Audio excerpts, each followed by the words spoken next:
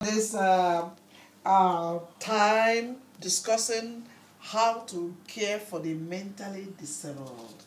And our guest today is not a person but Karin, compair, who is a health coach for 12 solid years here in Southeast. Karin, can we welcome back. Karin, please tell us a little bit about the fear, because how can fear bring somebody into a place of mentally disturbance? Too much of fear, you said. Can you explain that to our audience? You mean a trauma, or okay, or a fear, like when you're schizophrenic and you're afraid of everything? Yeah. Well, I think it's the result of your trauma or of your disease when you're that afraid. Yeah, because when we're talking about schizophrenia, of course, when you hear things, it must be very frightening. You don't people please ask your friends and family what they are experiencing, because they can explain it, of course. Yeah. Everyone can explain maybe they don't know where it comes from, but and if they think it's real, but they can tell you what they see or what they hear. Wow. Yes, and even sometimes it's for a short while they had it, and they can tell you later on what they experience. Yeah. Wow. There's this person that I know, and most of the time, he says he sees a ghost. He sees people sitting. When he comes to somebody's home, he quickly sees a ghost. You know ghost? Yes, I know ghost. Yeah. I don't know. Yes, he sees some unforeseen, invisible persons sitting somewhere at different parts of the people's home. And he's afraid of it. Is he? Yeah, he's afraid, because when he enters and he has, like, you invite him to your home, and then when he comes, then he sees. Oh, right. And then he said he sees these things, and also that he has a child now. The child also is beginning to see these invisible people. All right. So what do you qualify? What sort of sickness is this now? Well, I'm not a psychiatrist, so I can't. For me, as a reverend minister, I think this person will need a spiritual therapy. This person will need counseling and prayer, and then probably deliverance too. But from the medical point of view, what do you think this sort of sickness can be? Well, I don't know, but it can be anything. Is this schizophrenic? Well, people can be schizophrenic if they have a period of psychosis. Yeah. Yes. Oh, yeah, psychosis. Yeah, so that's another one. Well, we don't want to tell everyone you're all schizophrenic when you have a psychosis. So I would say go to you and go to your doctor. Yeah. Let's try it from both ways. Exactly. Yeah. But what do you mean by psychosis? Well, it's most a short time. Short time. A shorter time that you see things or hear things which aren't there. Yeah. Yes, or experience things which aren't there. Wow. And it's like, we come back to the word stress again. Yeah. Stress. And stress can be positive stress. Okay. It can be that you're very, very happy because you got your exam and this, and then your new house and your baby. Yeah. It can also be, but it's life changing. Yes. Wow. So, from your experience, what do you think? What do you think can make families to turn away from their loved ones who are mentally disabled? I think family often is afraid themselves, or they think people are, when you see something, always closes the curtains. Very simple. People always close the curtains, don't want to open the door. You think, they don't want to talk to me, they're sad about it, they're angry about it. Yeah. And that's they think, oh, those people want to be left alone, so we leave them alone. So it's not, I can understand the family, because when someone is getting all these bills because he's racing on the motorway, yeah, you think it's your own fault. Yeah, exactly. But you don't think you're maniac, and you think you can outrun all the cameras and the police. So I can understand some people think, oh, you do it yourself. So we leave you. You don't want to open the door for me, I leave you there.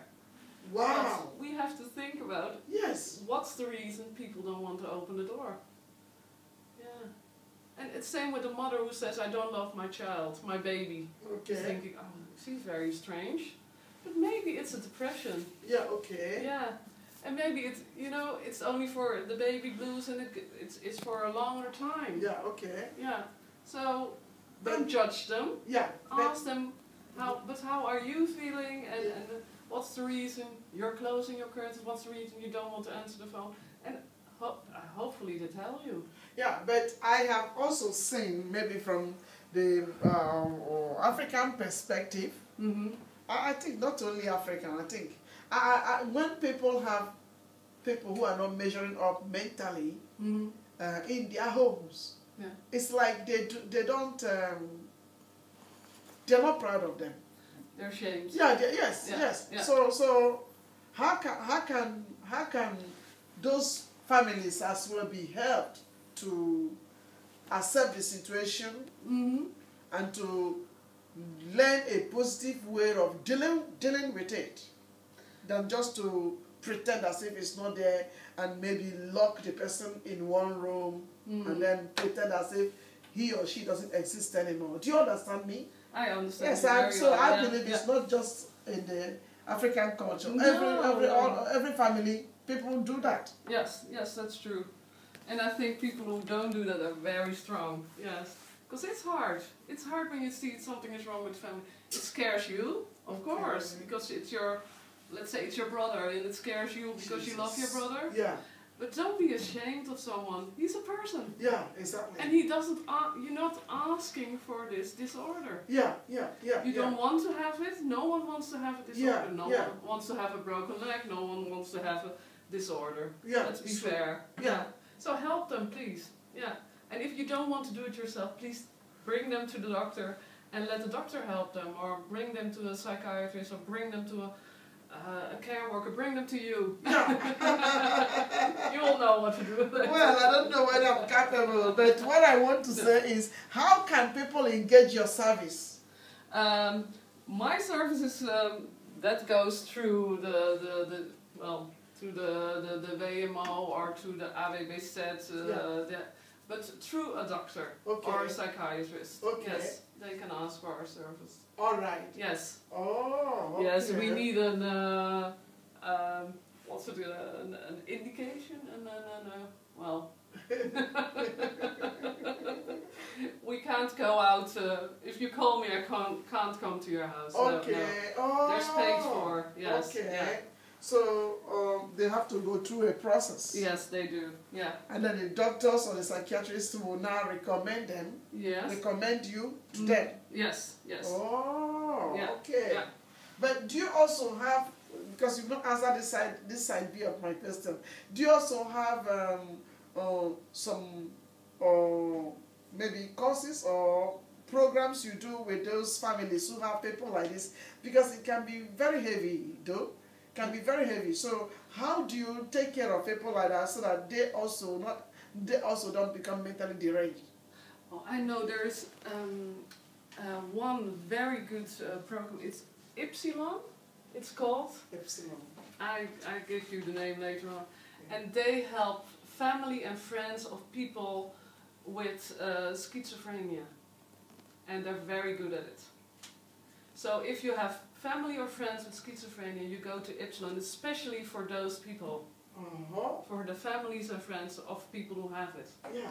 And they will tell you every day, they educate you on it, you can phone them when the period is very heavy to you. Yeah. They really help you. Brilliant. It's a very good organization. And even now when you go to a psychiatrist and you get treatment, they always have family meetings. So that the family will, they will tell the family how to cope with it. And also because your family maybe you get also, you're more sensitive to it sometimes. Yeah.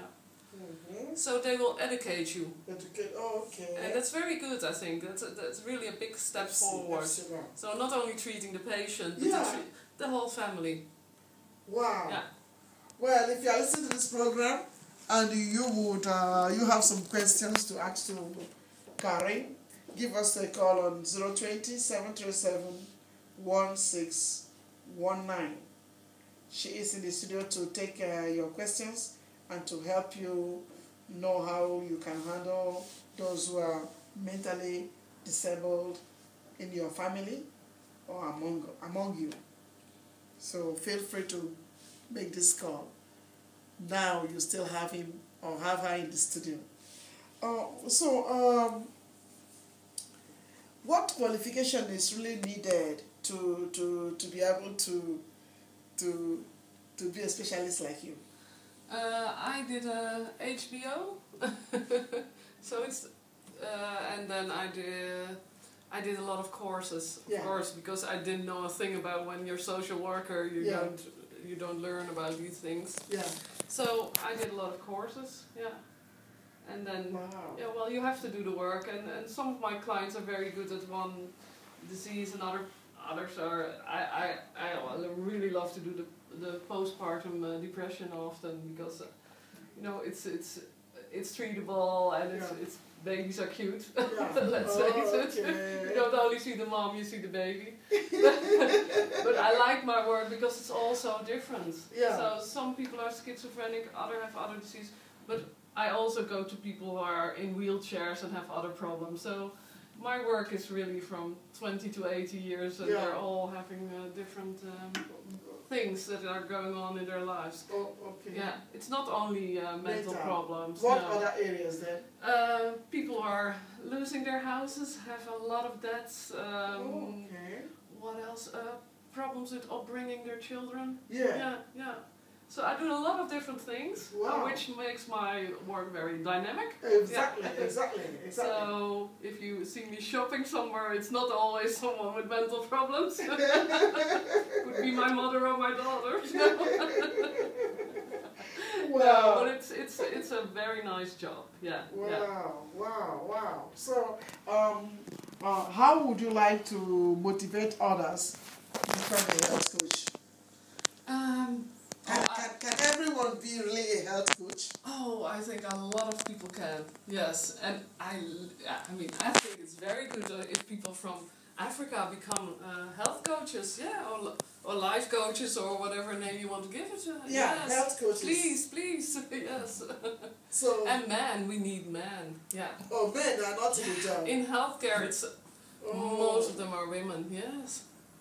Because I think it's good for men to do the work also. Yes, of course.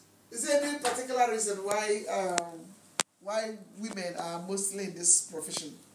Because it's healthcare. It's the same like teaching, healthcare. It's most women who do it. Yes, I don't know why. Just please, man. Come do our job. I think, personally, you would like to do the counseling, because being a Reverend Minister, you would like to do the counseling then. Yes. I mean, that area have to be also promoted.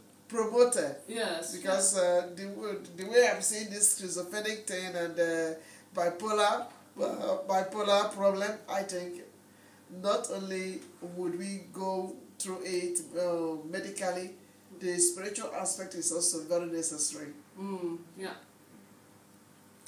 Wow.